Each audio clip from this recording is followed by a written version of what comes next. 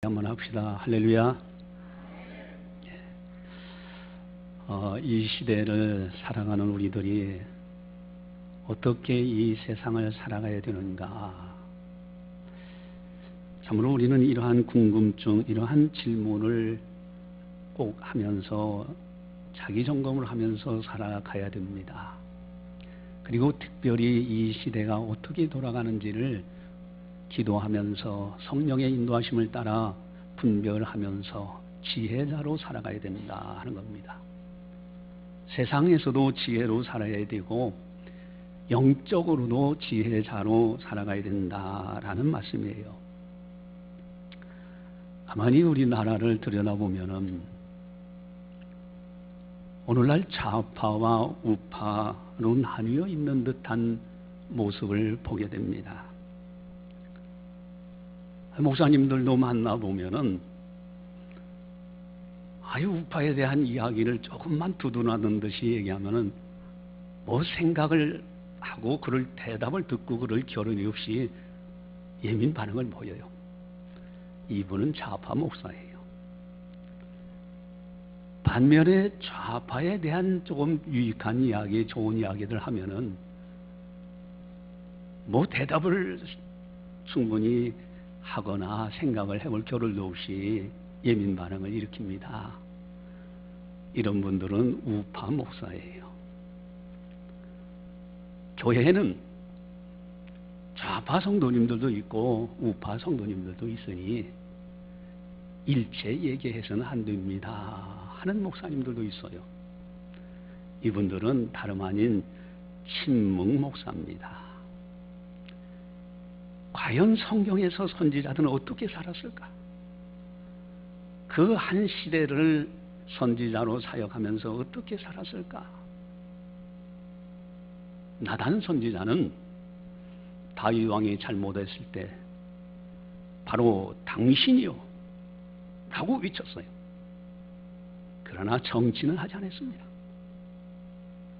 선지자들이 한결같은 공통점은 시대를 분별할 줄 알고 그 시대에 잘못될 때는 단호하게 외칠 줄 알았던 분들이 선지자들의 사역이었습니다.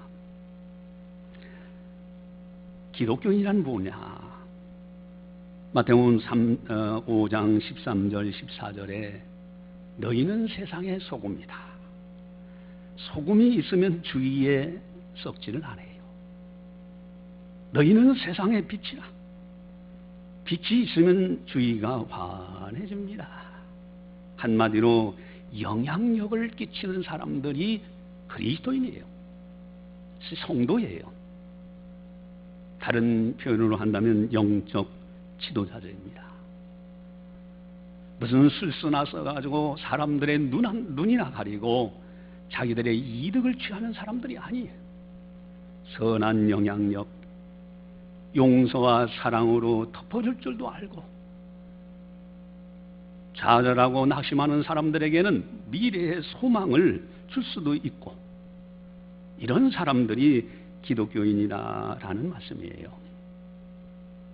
근데 중요한 것은 우리들입니다.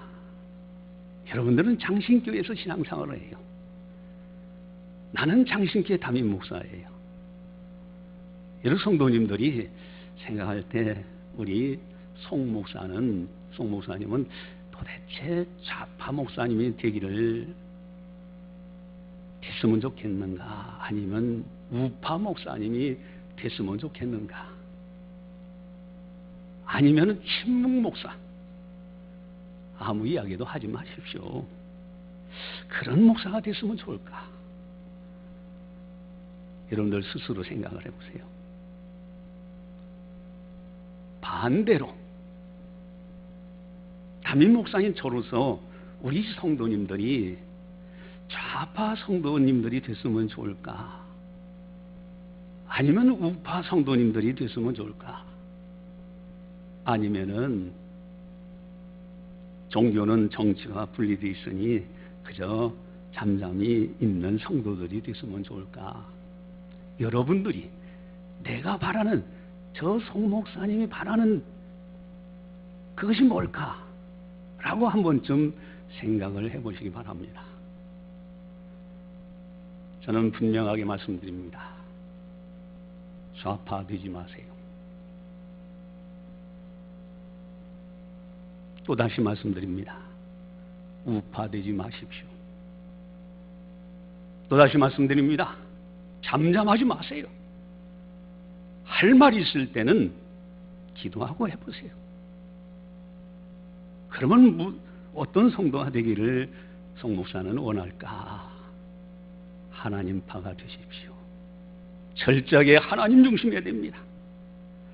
여러분, 좌파나 우파 그리고 하나님파와의 다른 점이 있어요. 좌파든 우파든 정치하는 사람들의 핵심 프레임에 갇혀서 파를 나눠요. 거기에 종로로 탑니다. 그 핵심 몇몇 사람들이, 정치하는 사람들이 만든 프레임에 갇혀서 거기서 헤어나오지를 못해요. 그러나 하나님파는 어떻습니까? 하나님의 말씀에 그대로 붙들리는 거예요. 하나님의 말씀은 영원부터 영원까지 계신 말씀이에요. 역사적으로 검증된 말씀이 하나님의 말씀입니다. 하나님의 말씀을 항상 기준 삼아서 시대를 볼 줄 알고, 정당의 여당이든 야당인지 어떤 당이든지 그들의 잘잘못을 풀 줄 아는 분별력이 있어요. 이것이 하나님파들의 특징입니다. 결과도 어떻습니까? 좌파, 우파 정치인들은요, 그 핵심 그룹들이 선거용으로 이용하고 있어요. 그들은 자기들 표를 얻기 위해서, 어떤 권력을 잡기 위해서 이용하고 있어요. 프레임이라는 딱 그것을 사람들의 눈을 가리고 귀를 가려서, 그리고서는 자기들 욕망을, 이익을 취하기 위해서 이끌어가고 있습니다. 그래서 좌파 우파 하는 그 결과 거기에 따라가는 사람들은 이용당하고 끝나는 거예요. 우리 하나님파 되는 사람들은 어떻습니까? 하나님께는 영광을 돌려드립니다.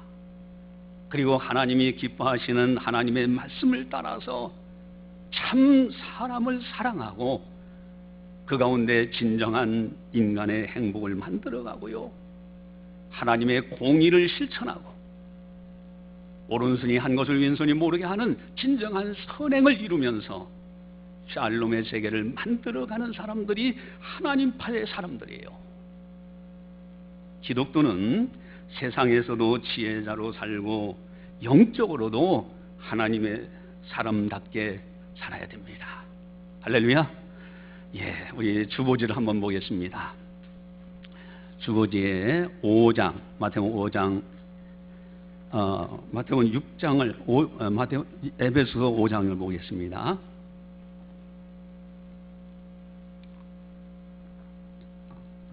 에베소 5장 15절에서 17절을 같이 보겠습니다. 그런즉 너희가 어떻게 행할지를 자세히 주의하여 지혜 없는 자같이 하지 말고 오직 지혜 있는 자같이 하여 세월을 아끼라. 때가 악하니라. 그러므로 어리석은 자가 되지 말고 오직 주의 뜻이 무엇인가 이해하라. 아멘. 할렐루야. 오늘 설교 제목은 다른 이들과 같이 자지 말라 하는 제목입니다. 우리 6절을 함께, 본문 6절을 같이 함께 보겠습니다. 그러므로 우리는 다른 이들과 같이 자지 말고 오직 깨어 정신을 차릴지라. 아멘. 다른 이들과 같이 자지 말라. 오직 깨어서 정신을 차려라. 거기에 다른 이들이 누굴까요? 너희는 다른 이들과 같이 되지 말라. 다른 사람들하고 다른 너희다. 그러면 우리들은 어떤 사람들일까? 우리 5절을 우리 한 목소리로 같이 보겠습니다. 너희는 다 빛의 아들이요 낮의 아들이나 우리가 밤이나 어둠에 속하지 아니하나니. 아멘. 여러분, 나의 나됨을 스스로 알고 살아야 돼요. 성경에서는 분명히 우리에게 말씀하십니다. 나는 빛의 아들이요 낮의 아들이라. 여성분들은 나는 빛의 딸이요 낮의 딸이다. 분명하게 이렇게 말씀하십니다. 우리 요한복음 1장 9절에서 12절을 주보지에 나와 있는데 우리 한 목소리로 같이 함께 보도록 하겠습니다. 참빛 곧 세상에 와서 각 사람에게 비치는 빛이 있었나니 그가 세상에 계셨으며 세상은 그로 말미암아 지은 바 되었으되 세상이 그를 알지 못하였고 자기 백성이 영접하지 아니하였으나 영접하는 자 곧 그 이름을 믿는 자들에게는 하나님의 자녀가 되는 권세를 주셨으니. 아멘. 참빛 되시는 예수 그리스도, 그분께서 우리들 마음속에 들어와 계셔요.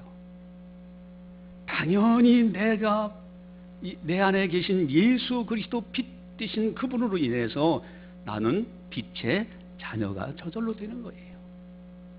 그래서 우리들이 말하는 거라든가 생각하는 거 그리고 행하는 모든 것이 지혜자의 삶이 있어요. 좌파에 있는 사람들에게 잘할 때는 칭찬할 줄도 알고 잘못하는 것은 지적할 줄도 알고, 우파에 있는 사람들에게 잘못할 때는 지적할 줄도 알고 잘할 때는 칭찬할 줄도 알아요. 이것이 빛의 아들들이에요. 어둠의 사람들이 잘못하는 것을 분명하게 지적할 줄도 아는 거예요. 우리 빛의 아들이라고 하면 다른 세상 사람들은 어떤 사람들이냐? 분명히 오늘 본문에서 말씀하십니다. 밤이나 어둠에 속하지 아니하였다. 즉 어둠의 사람들이라고 하는 겁니다. 그들이 인정하든 안 하든 성경은 분명하게 그렇게 말씀하고 있어요. 그런데 문제는 어둠의 사람들의 속임수에 빛의 자녀들이 속고 있다면 안 된다는 거예요. 이것이 문제라는 겁니다.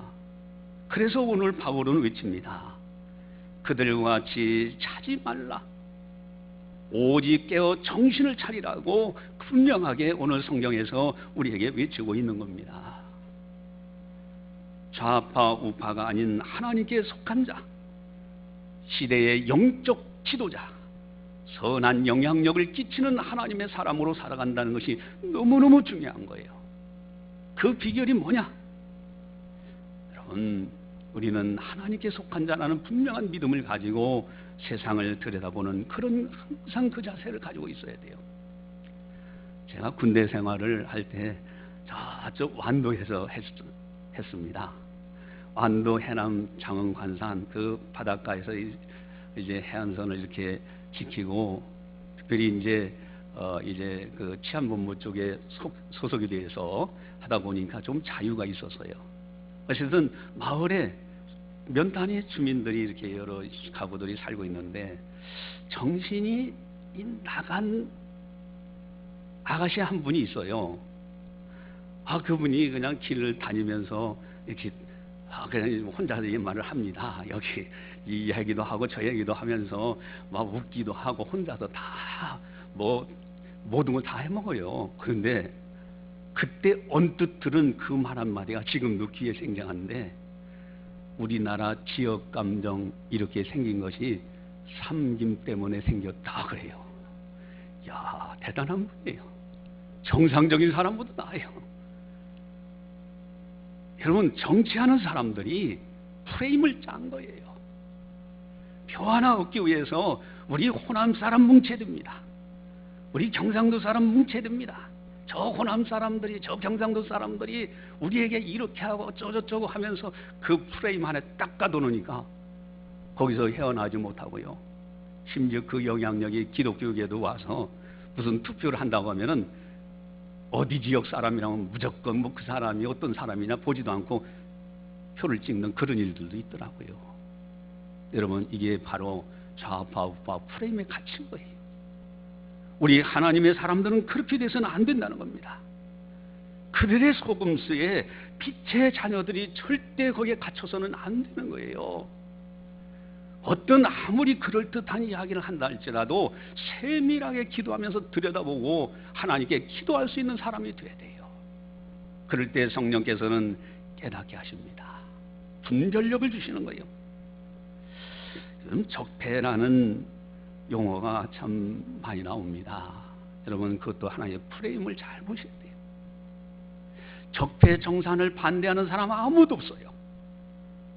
잘못된 사람들 분명하게 지적하고 그걸 고쳐야 되는 거예요. 그런데 조금 더 깊이 들어가 보면은 그 적폐라는 프레임 속에 자기들의 정권과 표를 잡기 위한 그런 것이 있지 않나 우리는 살펴볼 줄 알아야 돼요. 그런 프레임을 외부에 딱 갈아놓고 그리고 자기들이 원하는 이념이나 어떤 사상을 만들기 위한 작업을 하고 있지 않는가? 국민들은 온통 저럴 수가 있나 그럴 수가 있나 거기에 매몰되는 순간에 어떤 정치하는 사람들이 다른 작업들을 법적인 작업을 한다면 이것을 깨어서 볼 줄 아는 이런 하나님의 사람들이 되어야 된다는 겁니다.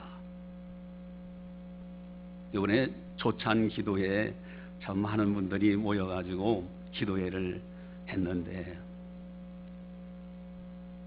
저는 멀기 때문에 참석을 안 했습니다만은 어쨌든 서울에서 그거 할 때 문재인 대통령 네 분도 참석하셨어요. 여당 야당의 기독교인들이 또 참석해서 또 순서도 맡아서 하는 것을 봤습니다. 그런 이제 중계방송을 봤는데 거기에 이제 소광성 목사님이 그분이 설교를 하셔요. 내 설교 가운데 그런 이야기를 합니다. 적폐라는 건 분명히 청산해야 됩니다. 그러나 적폐하다가 또 다른 적폐를 만들까 심히 염려하는 국민들이 있습니다라고 지적을 해줘요. 자기가 저 상대방을 적폐라고 해서 청산하려고 하는데 내가 또 적폐 일을 하고 있지 않느냐는 거예요. 또 다른 적폐를 만들고 있지 않느냐. 또 그 목사님이 지적합니다. 정의도 지나치면 폭행이 됩니다. 그렇죠. 정의 하는 순간에 어느 사이에 그 정의 미명 아래에서 상대방을 폭행하고 억압하는 또 다른 폭행이 된다는 거예요. 여러분 우리들은 한 번쯤 깊이 생각해 봐야 돼요. 우리 하나님의 사람들은 어느 쪽에도 아니에요. 오직 하나님께 기도하면서 하나님께서 어떻게 생각하실까? 여러분 사법기관에서 잘못된 것은 그 기관에서 하면 되는 거예요. 온통 언론기관에서 적폐라는 용어로 국민들이 거기에 다 빠져들도록 만든다면 좀 한 번쯤 냉철하게 살펴볼 필요가 있다라는 사실입니다. 며칠 전에 TV조선에서 탐사보도 7이라는 방송을 했어요. 우리가 한 번쯤 생각해 봐야 되는 그런 관점들입니다. 교육부 부총리라는 분이 강남에 땅이 있습니다. 강남에 집이 있는데 정부에서 한 가구 1주택을 해서 필요한 사람들이 집을 가질 수 있도록 하자고 언론에 얼마나 그렇게 했습니까? 국민들이요 다 손해가 보더라도요 그렇게 해야 된다고 생각했어요. 또 그리고 그렇게 따라와요. 그게 하고 있습니다. 그런데 놀라운 것이 있어요. 강남만 유급불 오르고 땅값과 집값이 오르고 그리고 다른 지역은 다 땅값과 집값이 떨어지고 있는 거예요. 그런데 교육부 부총리라는 사람이 그분은 강남에 25억짜리 집을요 부동산에 내놨다고 하지만은 비싸게 내놓으면 누가 사갑니까? 몇 개월 사이에 7억이 올라갔다고 그래요. 그걸 탐사보도에서 집중 기자들이 조사하고 파헤친 겁니다. 국토해양부 장관은 또 어떻습니까? 필요한 사람이 집을 소유해야 됩니다. 한 가구 한 주택입니다. 여러분 그 프레임이 얼마나 좋습니까? 그대로만 된다면은 우리나라는 살기 좋은 나라가 되어가는 거예요. 국민들이 다 그걸 원해요. 그런데 그가 집을 파는데 어떻게 했을까요? 한 가구를 파는데요, 자기 동생에게 팝니다. 기자가 찾아가 보니까 자기 남편이 왔다 갔다 하지 동생 와서 살지도 않아요. 그런데 장관으로서 필요한 사람이 가구 집을 소유해야 됩니다 라고 그렇게 한단 말이에요. 또 청와대 조국 민정 담당하는 그분은 또 어떻습니까? 양극화가 되어서는 절대 미래가 없습니다. 얼마나 좋은 이야기입니까? 양극화를 줄이도록 계속해서 정책이 만들어져 가야죠. 거기 국민들 다 동참합니다. 원하고 있어요. 그런데 거기 탐사보도에서 지적합니다. 서울 강남에 집 한 채하고 해운대 집이 있는데 해운대 집은 떨어져 가요, 집값이. 강남에 있는 집은 놔둬도 그대로 먹으러 갑니다. 심지어 4시간씩 거기에서 아파트 당첨하려고요. 만약에 아파트 당첨만 되면은 로또 당첨하는 거 똑같답니다. 그러니까 사람들이 4시간씩 줄을 서가지고도 그걸 당첨하려고 그래요. 여러분, 양극화 주장하는 그분이라고 하면 어떻게 해야 됩니까? 그런데 해운대는 친인척에게 팔고 그것도 팔았는지 그 기자는 그럽니다. 명의 세탁한 건지 모르겠다고 그래요. 그리고 강남에 있는 것은 놔둬요. 물론 자유사회에서 자기가 원하는 대로 선택을 할 수 있는 것은 권한이에요. 그러나 우리가 봐야 될 것이 있습니다. 하나님의 사람들은 그들이 말하는 위치는 어떤 프레임을 그것만 보지 말고 그 이면에 또 다른 것이 있는가를 살펴볼 줄 아는 것이, 이것이 지혜자예요. 이것이 하나님의 사람들이 정신을 차려야 될 뿐입니다. 기독교 정신은 적폐 잘못된 것은 분명히 고쳐야 됩니다. 그러나 용서하고 지난 과거는 덮어주고 미래지향적으로 나가는 사람들이 기독교인들이에요. 그리고 다른 사람이 잘못할 때 내가 혹시 다른 적폐로 잘못하고 있지 않는가 자신을 살피는 거예요. 이것이 하나님의 사람들의 모습입니다. 여러분, 약자 보호 복지라는 프로그램도 마찬가지예요. 복지를 싫어하는 사람 아무도 없어요. 복지국가가 돼야 됩니다. 그 방향으로 우리나라는 가고 있어요. 약자 보호해야 됩니다. 그러나 성경은 분명히 말씀하십니다. 하나님은 부자라 해서 부자 편도 아니고 가난하다고 해서 가난한 사람 편도 아니에요. 하나님의 공의예요. 우리는 그 시각으로 볼 줄 알아야 돼요. 복지도 마찬가지입니다. 여러분, 복지라는 것은 현재 있는 모든 경제력과 미래의 경제력을 예측하고 오늘 할 수 있는 한 최선을 다해서 어려운 사람을 돕는 거예요. 지난 수요일 날 우리 교회에서는 탈북하신 분의 간증 동영상을 봤어요. 그분이 간증의 핵심은 뭐였냐면은 북한 사회에서, 북쪽에 있는 북한 사회 주민들이 남쪽에 있는 대한민국 국민들을 바라보는 시각의 관점에서 이야기를 하는 것이었어요. 그런데 위에 김일성 시대가 있고 그 다음에 김정일 시대가 있고 그 다음에 김정은 시대를 얘기합니다. 김일성 시대 때는 국민들을 절대 고깃국 배고프게 하지 않겠다. 그래서 배불리 먹게 하겠다 해서 고깃국을 먹이고 밥을 이렇게 먹게 하겠다 해서 사실은 많이 이렇게 국가에서 많이 줬답니다. 배급을 많이 줬대요. 그 다음에 김정일 시대 때는 경제가 고갈된 거예요. 국가가 더 이상 줄 수가 없어요. 배고프니까 탈북하기 시작합니다.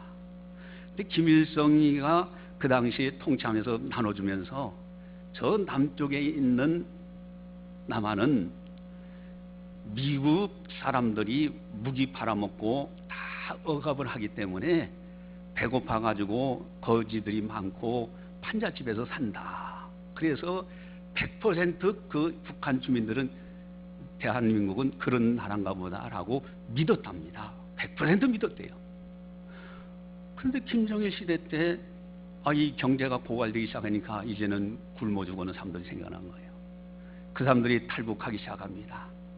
탈북해서 중국이라는 곳에 처음에는요, 또 어떤 사람은 아예 대한민국이 어느 나라인지도 몰랐답니다. 남조선 말은 많이 들어서도 이 대한민국이라는 소리는 탈북해서 처음으로 알았다고 하는 분들이 있어요. 탈북해서 이 대한민국에 대한 소식을 듣고 또 대한민국 탈북해서 들어온 사람들이 그 정보를 들어가기 시작하니까 이게 뭐야? 아니 저쪽은 다 굶어 죽는다고 했는데 오히려 우리가 굶어 죽어가고 있고 이게 뭔가 반신반의했답니다. 근데 이제 김정은 시대에 딱 들어와서는 자기 생각이지만은 그 사람의 견해는 그렇게 얘기해요. 80%가 김정은이 하는 일을 믿지 않는다고 합니다. 자기 분석이지만은, 탈북한 그분의 분석이지만, 여러분 한번 좀 생각해 보세요. 김일성이가 배급을 준다면은 하늘에서 배급이 뚝 떨어집니까? 가진 자 것을 뺏어야 돼요. 여러분 우리 헌금합시다. 우리 뭐 하나 만드는데 우리 조금씩 우리 동참합시다. 아이고 목사님은 돈 얘기만 하시네. 여러분 가진 사람이 다 내놔서 어려운 사람 도웁시다 해가지고 집 팔고 모든 재산 팔자. 누가 내놓겠어요? 그러니까 하는 수 없이 가차없이 부르주아 자본주의자들의 하면서 죽이는 거예요. 우리가 그거는 너무나 뚜렷하게 역사적 사실로 알고 있어요. 수많은 사람들이 그래서 죽임을 당합니다. 다 뺏기고 죽임을 당하는 거예요. 그러니 김일성 시대 때는 있었지요. 사람들이요 배급을 주니까 나태하지요. 일하지 않지요. 그 다음부터는 이제 김정일 시대는 고갈되지요.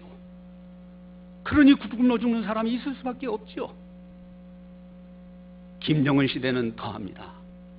그리고 선군전치라는 그것을 김정은 다 그거다.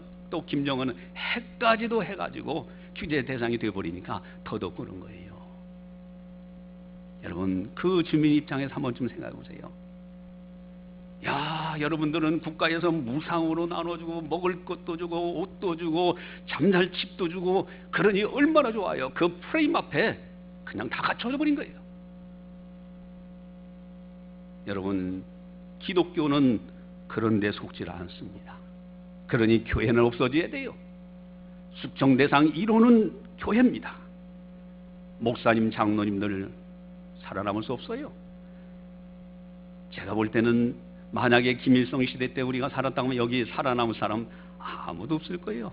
있는 재산 다 뭐 하는 거는 두 번째 치고요. 다 죽이면 당해요. 제가 서울에 있을 때 그 장로님 지금도 생각이 나는데 자기 아버지가요. 재산 좀 가졌다고 뭐 토지 좀 가지고 집 좀 있으면요. 무조건 다 뺏기는 거예요. 거기다 숙청당하는데 아버지가 자기 어린 아들을 향해서 그러더랍니다. 그 구덩이를 쭉 파놓고서 사람들을 일렬로 세워놓고서 뭐 총 쏴서 죽이는 것도 아니에요. 때려서 죽이는데 아버지가 그 앞에서 자기 아들을 향해서 손짓을 하는 그 모습이 마지막 모습이었어요. 아버지가 쓰러져 죽는 모습을 보고 그냥 도망쳐가지고 대한민국으로 온 거예요. 여러분 어둠의 사람들이 빛의 자녀들을 속일 때 정치꾼들이 좌파 우파 나눠가지고 자기 프레임을 만들어가지고 그럴듯하게 해서 백성들을 속일 때 거기에 편성돼서 살아가는 사람은 너무 어리석은 사람이에요. 우리는 하나님께 속한 하나님의 사람들입니다. 세상에서도 지혜자로 살아야 되고 뿐만 아니라 더 중요한 것은 영적으로 지혜자로 살아야 되는 거예요. 특별히 영적 지혜자로 살아가는 것은 너무너무 중요합니다. 그렇게 될 때 세상을 관리하고 분별할 수 있는 지혜가 더 뚜렷해지기 때문에 그래요. 우리 1절에서 4절까지를 한번 같이 보겠습니다. 형제들아 때와 시기에 관하여는 너희에게 쓸 것이 없음은 주의 날이 밤에 도둑같이 이를 줄을 너희 자신이 자세히 알기 때문이라. 그들이 평안하다 안전하다 할 그때에 임신한 여자의 해산의 고통이 이룬과 같이 멸망이 갑자기 그들에게 이르리니 결코 피하지 못하리라. 형제들아 너희는 어둠에 있지 아니하며 그날이 도둑같이 너희에게 임하지 못하리라. 아멘. 제가 필리핀을 가보고서 그 얘기를 들었어요. 선교사님들 참 이게 여러분 해외에 나갈 때는 여행사보다는 선교사님들하고 가이드를 받으면서 가는 것이 가장 좋습니다. 그분들은 거기에 살면서 그 역사와 그 나라의 문화를 아주 정통하게 꿰뚫어 보고 있어요. 필리핀에 몇 번을 갔었는데 그 선교사님들 그런 얘기합니다. 예전에 필리핀이 우리나라보다 훨씬 더 잘 살았어요. 박정희 대통령이 너무 못 살았을 그 당시에 호텔에서 걸어서 필리핀 대통령에 가서 구걸하다시피 했다는 거예요. 그런데 지금은 어떻습니까? 지금은 우리가 선교하는 나라가 되어버렸어요. 우리가 도와주는 나라가 됐어요. 어떻게 해서 이렇게 됐는가? 여러분 미국과의 좋은 관계, 자유주의 국가와의 좋은 관계를 맺을 때는 잘 사는 나라가 됐어요. 그리고 미국 나가라고 하더니 결국은 경제가 폭삭했습니다. 베네수엘라라고 며칠 얼마 전에 그 뉴스에 나왔어요. 그 나라도 마찬가지예요. 뉴스에서 기자가 분명히 그렇게 얘기합니다. 예전에는 미국과 좋은 관계 맺을 때는 아주 잘 사는 나라였어요. 그런데 미국과 딱 단교하기 시작하면서 그러면서 그 나라가 얼마나 못 사는지 그 직접 촬영을 해주더라고요. 임산부가 휴지통을 찢어가지고 누가 먹다 버린 치킨 뼈 조각을 구해가지고 그거 왜 가져가냐 했더니 이거를 씻어가지고 삶아 먹기 위해서 가져간다고 해요. 이렇게 됐다고 이야기를 하는 걸 여러분들도 아마 들었을 겁니다. 여러분 지혜자들이 통치를 하면서 지혜자들이 정말로 나라를 위해서 미래 다음 세대까지 걱정하면서 그러면서 하나님의 지혜를 받아가지고 여러 세계 나라들과 좋은 관계 속에서 국익을 제일 우선하고 미래에 참으로 아름답게 만들어 가면서 이렇게 정치를 해야 되는 거 아닌가.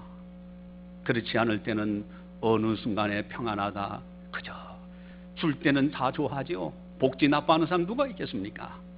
그러나 돈이 있어야 복지도 되는 거예요. 나중에는 쓰고 남다거든요. 가정도 그렇게 되면 가정도 폭삭 망하는 거예요. 교회도 마찬가지예요. 나라도 마찬가지입니다. 그런데 더 중요한 것이 있어요. 이 세상은 잠시 머물다 가지만은 영적으로 천국에 못 돌아간다면 이거야말로 가장 비참한 거예요.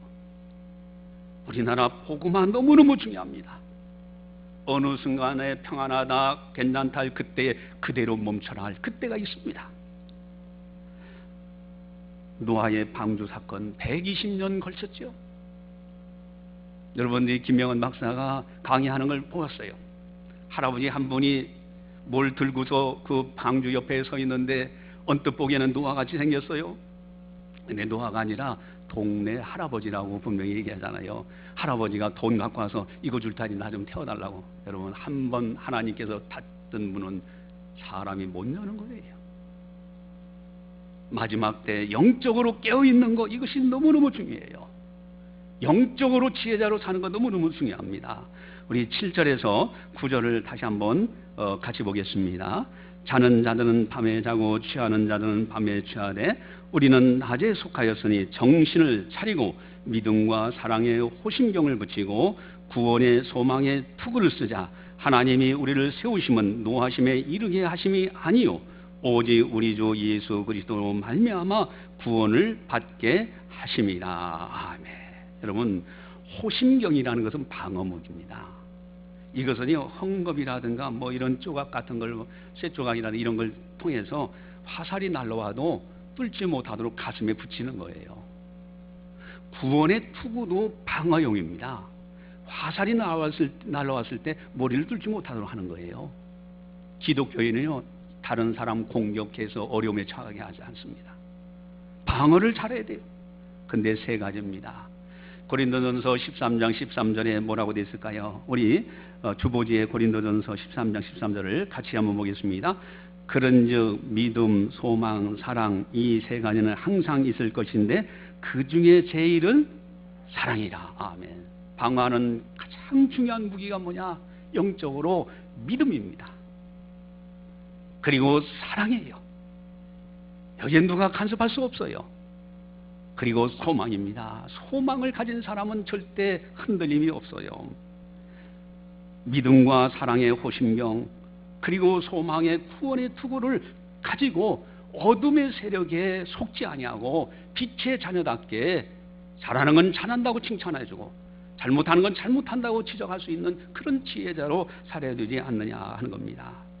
거기에 모범을 보이신 분을 오늘 성경 본문에서 소개합니다. 우리 9절에서 11절까지 같이 함께 보도록 하겠습니다. 하나님이 우리를 세우심은 노하심에 이르게 하심이 아니요 오직 우리 주 예수 그리스도로 말미암아 구원을 받게 하심이라. 예수께서 우리를 위하여 죽으사 우리로 하여금 깨어있든지 자든지 자기와 함께 살게 하려 하셨느니라. 그러므로 피차 권면하고 서로 덕을 세우기를 너희가 하는 것 같이 하라. 아멘. 우리를 위하여 죽으사 우리와 함께 살게 하려 하셨느니라. 이 말씀은 뭡니까? 십자가 부활이에요. 예수님은요, 믿음 철저하게 아버지 하나님의 일을 하러 오셨던 분이에요. 나는 나의 일을 하는 것이 아니라 아버지의 일을 하노라고 했어요. 믿음으로 사셨어요. 또한 십자가의 놀라운 사랑입니다. 죄인을 사랑하시고 대신 죽으시는까지 놀라운 사랑이에요. 소망입니다. 부활하신 거예요. 전국의 소망이에요. 믿음과 소망과 사랑 이 세 가지가 영적 지혜자로 살아가는, 그리고 어둠의 사람들에게 속지 않는 아주 중요한 비결이에요. 그렇게 사는 사람들은 깨어있고요, 다른 사람들이 술수 쓸 때 그것을 분별할 수 있는 지혜가 있어요. 세상에서도 지혜자로 살고요, 영적으로도 지혜자로 살기에 하나님 앞에 기도하는 것이 달라요. 여러분, 이번에 평양 공연 어떻게 생각하십니까? 대대적으로 가서 우리 대한민국의 팀들이 가서 뭐 자유롭게 막 그 무대에서 막 펄펄 뛰면서 그러면서 공연하는 것을 저도 그때 밤에 그걸 방송에서 보여주길래 뭐 새벽기도 가더라도 늦지는 않죠. 아무리 늦게 자도 좀 새벽에 늦지는 않지만은 어쨌든 그걸 끝까지 잠을 못 자더라도 끝까지 봤어요. 봤는데 야, 자유가 이렇게 소중한가 그런 생각을 가졌어요. 거기에 참석한 사람들이요, 북한의 상위 1%랍니다. 그것도 해외 경험한 사람들이 흔들리지 않기 때문에 그 사람들을 모았어요. 근데 그들도 인간이기 때문에 반응을 해야 되는데 박수 위에는 다른 걸 못해요. 나중에 또 TV에서 뉴스 시간에 인터뷰하는데요, 말을 하지 않습니다. 자유가 없는 세상이에요. 여러분, 거기에서 우리 대한민국 연예인 팀이요, 가가지고 막 자유롭게, 소리도 자유롭게 자기 개성을 따라서, 옷도 머리 두발도요, 참 우리가 보기에도 참 특이한 머리를 한 분도 막 있잖아요. 그러면서 자유롭게 하는 그 모습이 아마도 저분들에게 자유의 소중성을 다시 한번 부각시키지 않았는가. 그래서 참 잘했다 그런 생각이 들어요. 그러면서 한편으로는 또 우리는 기도하는 사람으로서 생각해 봤어요. 상위 1%는 거기 참석했습니다.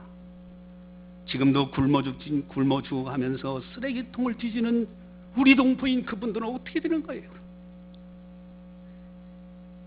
그분들은 굶어 죽어가고 있다고 뉴스라든가 모든 사실을 통해서 이미 알고 있는 사실이잖아요. 탈북하고 있잖아요. 그분들은 도대체 어떻게 되느냐 말이에요. 그리고 이런 공연을 하고 앞으로 계속 하다 보면은 자유의 물결이 들어가서 남북한이 평화적으로 통일되지 않을까, 저도 기대감을 가지고 기도하고 있습니다. 그런데 한편으로는 또 염려가 돼요. 북핵 문제가 중요한데 그 평양 공연을 보다 보니까 어느새 북핵 문제가 다 국민들 생각 속에서 없어진 것 같아요. 여러분, 저 인권 북한에 그 어렵게 신음하는 우리의 동포의 우리 형제 자매인 그분들이 신음하고 있는데 그분들의 인권은 우리 생각 속에 없어진 것 같아요. 이걸 우리가 볼 줄 알아야 되지 않겠는가? 중국과 북한이 다시 관계가 형제 관계요, 피해 혈맹의 관계요, 다시 회복되는 것 같고요. 러시아와 북한이 마찬가지고요. 여러분, 어떤 정치인은 내놓은 분이 그분의 이름은 이야기하지 않겠는데 저는 기도하면서 이건 아니다 싶었어요. 북핵 문제는 미국과의 문제지 우리나라의 문제가 아니다. 여러분, 북한에 핵이 있으면은 우리나라는 당장 타깃이지 무슨 미국과의 문제만 됩니까? 이게 정치하는 사람들의 시각이냐? 빛의 자녀들은 우리가 어떻게 봐야 됩니까? 북핵 문제 해결하기 위해서 최일선으로 해야 될 것은 우리나라인데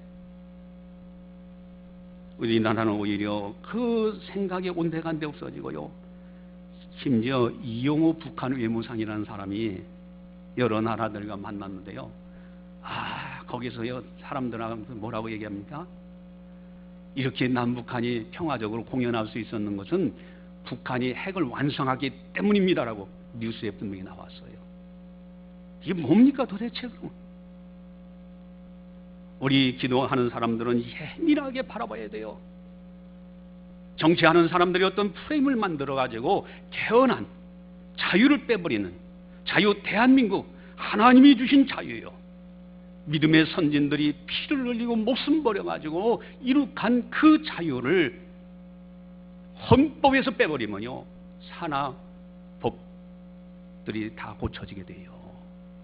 성경에서 반대하는 차별금지법에서 동성연애라는 어떤 단서만 이라도 들어간다고 하면은 이것은 성경을 우회하게 하고요, 교회를 핍박하거나 무너뜨리기 위해서 그런 전략을 하는지 우리는 예민하게 살펴볼 줄 알아야 된다는 거예요.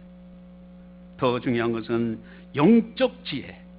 오늘 밤이라도 주님 오신다 하면은 주님 앞에 갈 수 있는 깨어있는 자, 주님 재림을 준비해야 되고요, 저 북한에 빨리 복음화 선교해서 그 나라도 복음화될 수 있도록, 그리고 자유로 함께 이렇게 할 수 있도록 우리는 최선을 다해서 선교하고 그렇게 해야 된다라는 사실입니다. 그리고 기도해야 되고요. 할렐루야. 우리 조금 시간이 갔더라도 동영상 하나만 좀 보고, 이게 현실이기 때문에 보고 그리고 마치도록 하겠습니다.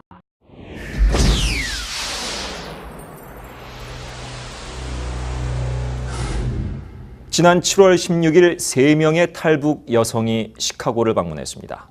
탈북 미녀라는 별칭과 함께 나라사랑 홍보 투어라는 행사를 미주 지역에서 진행하면서 북한의 인권 실태와 자신의 탈북 스토리를 전했습니다. 뉴스 매거진이 그들의 이야기를 영상에 담았습니다.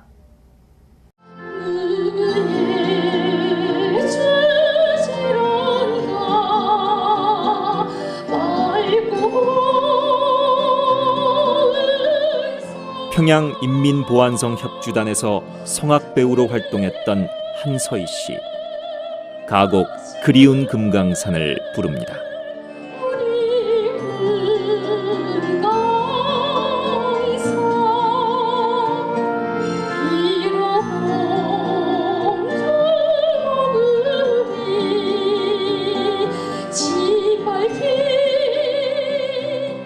이절 봉우리 짓밟힌 자리에 소절을 부를 때 차오르는 눈물.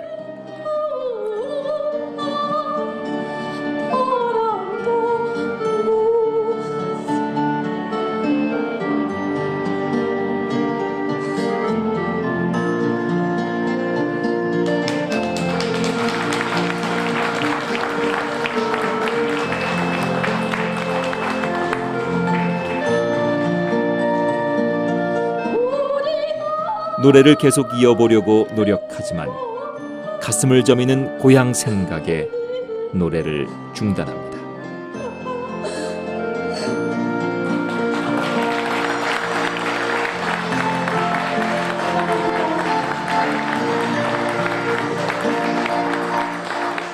너무 생각이 나서 부르기가 어렵습니다. 죄송합니다. 이북에서 오신 분들이 많잖아요, 여기는. 그래서 그분들을 만나니까 우리 할머니, 할아버지를 만난 느낌, 우리 고모부를, 친척들을 만난 느낌이라서 갑자기 노래를 부르다가 울컥하더라고요. 다 같이 금강산으로 빨리 가고 싶다라는 그런 생각이 들었습니다. 북한의 상위 1% 엘리트 계층의 한서희 씨. 북한을 떠나 현재 대한민국에 살고 있습니다. 그녀는 왜 북한을 떠났을까요? 북한에서 먹던 음식이 지난달 16일 MCTV 공개홀에서 열렸던 나라사랑 홍보 투어 토크 콘서트. 이른바 탈북미녀 세 사람이 북한의 실상과 자신의 탈북 이야기를 쏟아냅니다. 힘들거나 이런 적은 없었습니다. 나는 북한에서 행복하게 살고 있구나라고 생각했던 사람이었습니다. 그래서 저는 북한에서 최고 엘리트, 음악계에서는 엘리트라고 하는 음악무용대학을 졸업하고 인민보안서, 우리 말하면 이제 경찰청 같은 곳입니다. 거기서 군복을 입고 장교로, 소위로 근무를 하고 있었는데 나는 그쪽에 있으면서 정말 김정일 별장에 들어가서도 공연을 하고 남들이 가지 못하는 곳, 남들이 하지 못한다는 걸 한다는 것만으로도 자부심이 굉장히 컸었던 것 같아요. 북한에서 행복하게 살고 있었지만 한 씨의 오빠가 출신 성분이 다른 여성과의 사랑을 위해 탈북을 하면서 한 씨의 아버지는 고위 행정 간부직을 버리고 가족과 함께 북한을 탈출합니다. 그렇지 않으면 오빠의 탈북으로 온 가족이 정치범 수용소로 끌려가는 것은 자명했기 때문입니다.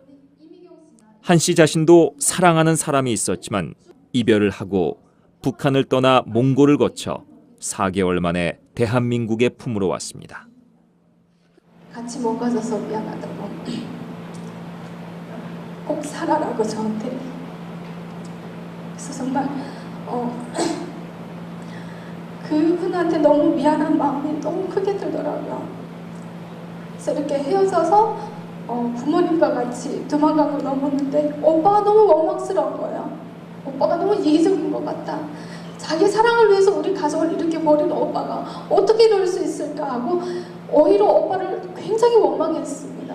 그래서 그 차차 두만강을 넘는 속에서도 이서영 씨처럼 그 강물이 차다라는 느낌보다도 오빠가 원망스럽다는 그런 원망감으로 두만강을 넘어서 다행히 가족과 함께 중국에서 3일 만에 몽골로 가게 됐습니다.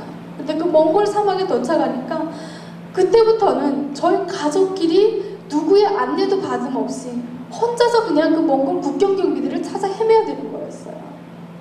19시간 동안 사막에서 물 한 모금 못 먹고 헤매다 보니까 저절로 저희 아빠는 간부셨어요. 저도 나름 북한에서는 장교였기 때문에 간부 학습을 굉장히 심화를 받은 사람이 손해를 굉장히 많이 당한 사람인데도 불구하고 구석에서 저도 모르게 거짓말이 아니고 우리 온 가족이 야 하나님이라도 있으면 우리 정말 살려달라고 하자. 하나님 진짜 있으면 우리 살려주세요. 라고 정말 저도 모르게 기도를 열심히 했었던 것 같아요. 그러고 나서 19시간 만에 기적적으로 몽골 국경 경대 군인을 만나게 됐습니다. 그래서 북한 내에서 편지가 오고 가는 대학 교수의 딸로 군인이었던 이소연 씨. 식량 배급이 끊기고 연명을 할 수 없자 북한 탈출을 결심합니다.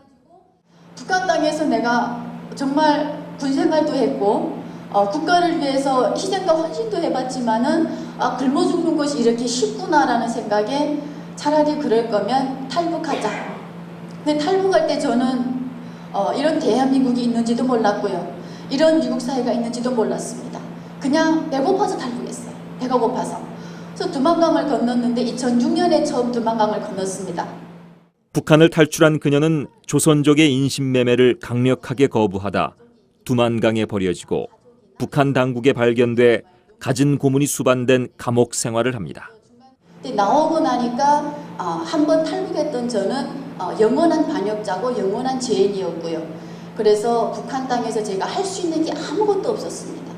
그래서 다시 재탈북을 하는데 영하 20도 날씨 막 내려가잖아요. 얼마나 추워요. 근데 두만강물이 그렇게 차가운데 그 속을 제가 건너면서 속옷바람에 겉옷이 젖으면 안 되니까 속옷바람에 건너면서 힘들다라는 생각, 물이 차갑구나라는 생각 안 해봤습니다. 그냥 빨리빨리 건너가서 내가 살려야겠다라는 생각, 이 물에 내가 빠져 죽기는 너무도 험하다라는 생각이 들었고요. 이른바 상위 1%의 귀족 부대 인민무력부에서 군인으로 8년간 복무했던 이미경 씨.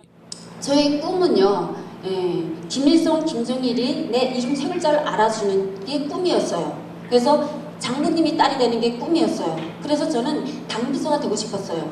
그래서 군대 생활을 마치면 당원이잖아요. 공부까지 열심히 대학 공부까지 해가지고 저는 국영상점이라는 데 점장으로 배치를 받고 일을 하게 됩니다. 이 씨는 평생의 꿈인 당의 비서가 되기 위해 충성과 노력을 다했습니다. 그러나 식량을 구하기 위해 중국으로 건너가다 사망한 아버지로 인해 모든 꿈은 좌절되고 어려운 삶 앞에 놓여집니다. 그래서 탈북을 합니다. 정말 그 나라가 아빠 같은 충신, 저 같은 충신들을 이렇게 두만강 밖으로 외국으로 내놓은 거는 누구나 바로 북한 정부였구나 하는 걸 정말 이 자유민주주의 국가에서 자유를 누리면서 살아보면서 세상 밖에 이렇게 잘 사는 나라, 정말 국민들이 주도권이 돼서 대통령도 우리 국민들이 추천해야지 대통령이 될 수 있는 이런 나라에서 살아보면서 그 정부에 대해서 제가 깨닫게 되면서 정말 저희 아버지한테 속죄의 마음을 항상 가지고 너무 죄송해서 가슴 아프고 정말 너무 미안했던 마음을 항상 생활하면서 저는 현재 지금 대한민국에서 잘 살고 있습니다. 세 명의 탈북 여성들은 자신이 북한을 탈출한 사연과 과정을 설명하면서 직접 목격하고 경험한 북한의 실상을 알렸습니다.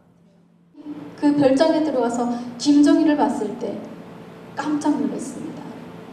그 김정일을 보기 전까지는 정말 나라를 위해서 차 안에서 쪽잠을 주무시면서 제기밥을 드시는 우리 장군님을 위해서 항공기적을 드시는 우리 장군님을 위해서 우리가 다면 그냥 정말 노래와 춤으로라도 기쁨과 만족을 드리고자 라고 그 무대에 딱 나섰는데 이렇게 자그마한 공간에 저희 무대가 설치돼서 딱 앞에 나섰을 때 제 앞에 몇 메터도 안 되는 앞에 있는 김정일은 죄기밥이 아니라 진수성찬 외제술을 가득 차려놓고 연애 석상에서 우리 공연을 즐기면서 보는 거였어요. 그때 제가 20대 초반이었지만 어린 마음에도 그런 김정일을 보면서 실망감이 확 들더라고요. 우리 사촌 동생이 교회를 찾아갔던 것 같아요. 그러니까 교회에서 한국 목사님이 막 영어 배워주시고 밥 주시고 성경에 대해서 가르치시고. 근데 이 친구가 거기에서 그 성경을 아마 그 하나님에 대한 믿음이 아마 생겼나 봅니다. 계속 있으면서. 북한에 왔다가 다시 또 그 재탈북을 또 했어요. 근데 그때 안 잡혔습니다. 근데 문제는 안 잡히고 왔다 갔다 하더니 마지막 순간에 와서 집에 와서 성경책을 내놓고 이제 아빠 엄마한테 하나님이 우리를 살려주시지 김일성이 안 살려준다 이런 말을 계속해서 한 거예요. 그러니까 아주 그 대가 강한 친구죠. 어떻게 북한에까지 와서 그 말을 할 수가 있겠어요. 근데 그 얘기가 아빠가 보이부에 가서 우리 아들이 지금 이런 상태다. 부모가 자식을 가서 신고하는 겁니다. 그래가지고 자식이 잡혀갔는데 죽었는지 살았는지 몰라요. 모릅니다. 그러니까 이미 아빠는 그 얘기를 하는 순간에 본인들은 살고 싶으니까 그 북한에 살아야 되니까 자식을 수용소에 보낼 수밖에 없었다는 거죠. 근데 저는 그 부모를 탓하고 싶지 않아요. 뭐냐면 그 세뇌교육을 시킨 김일성, 김정일이가 나쁘지 부모가 나쁘겠습니까? 한국 내 탈북 여성의 정착을 돕는 뉴코리아 여성연합의 대표를 맡고 있는 이소연 씨는 북한의 실상을 알리는 일에 앞장설 수밖에 없는 이유를 설명합니다. 저희는 정말 이제는 우리가 사명감을 가지고 안 하면 정말 어떻게 되겠나라는 생각도 들고요. 또 최근에 통일이라는 문제도 정말 계속 나오고 있는 문제고 북한에서 김정은이가 자기 장성택 고모부도 죽였고 인민무력부장 현영철이도 죽이고 박수건성건성철 따고 죽였고요. 예, 자기 회의 참가인데 전다고 죽였고 이런 체제를 우리가 고발하지 않으면 누가 고발하겠냐 이거죠. 그래서 저희가 그런 신변의 위협이 있다라고 해도 저희는 지속적인 이런 활동할 거고요. 또 실질적으로 저희한테 이런 가해가 온다라고 하게 되면 여기 계신 분들이 북한을 철저히 우리가 좀 비판해 주시고 북한을 철저히 처벌해 주시기를 네, 바라겠습니다. 그래서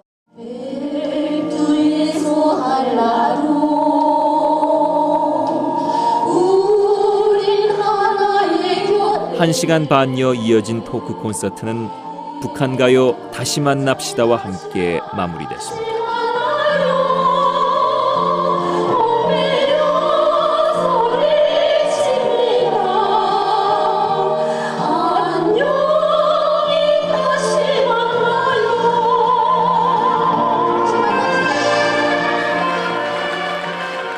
행사 후 뉴스 매거진은 이소연 씨를 만나 아직도 북한에 남겨진 가족에 대한 이야기를 들었습니다.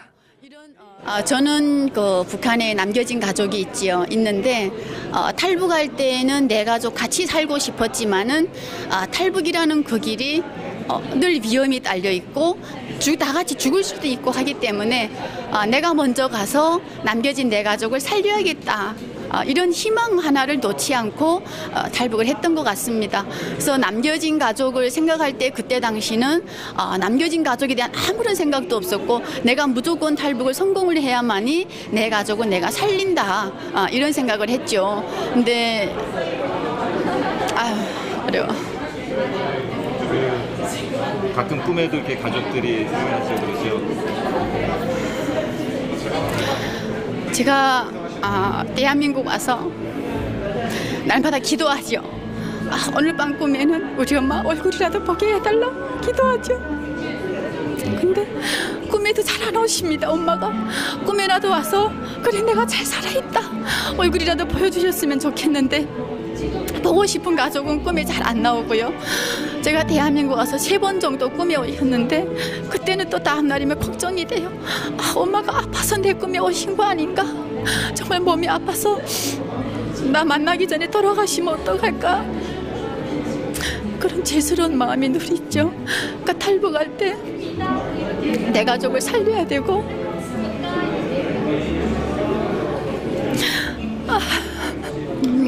어머니가 연세가 지금 어떻게 되세요? 저희 어머님은 70세 지나셨어요. 73세 정도 되셨는데 북한에서 건강검진 한번 못 받아보시고 거기에서 또 배고픈 고생 지금도 하고 계시고 그래서 저희 어머니와 저희 아빠가 그냥 정말 제발 사람만 있었으면 좋겠다라고 싶고요.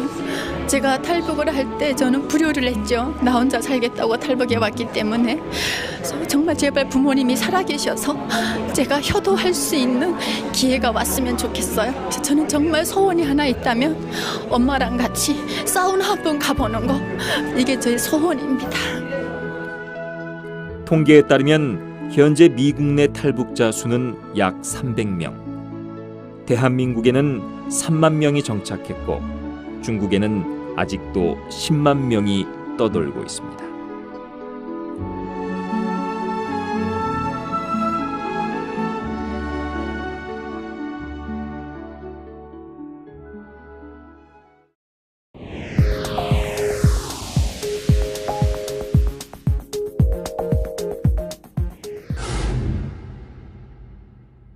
여러분, 이거는 가짜 이야기가 아니에요.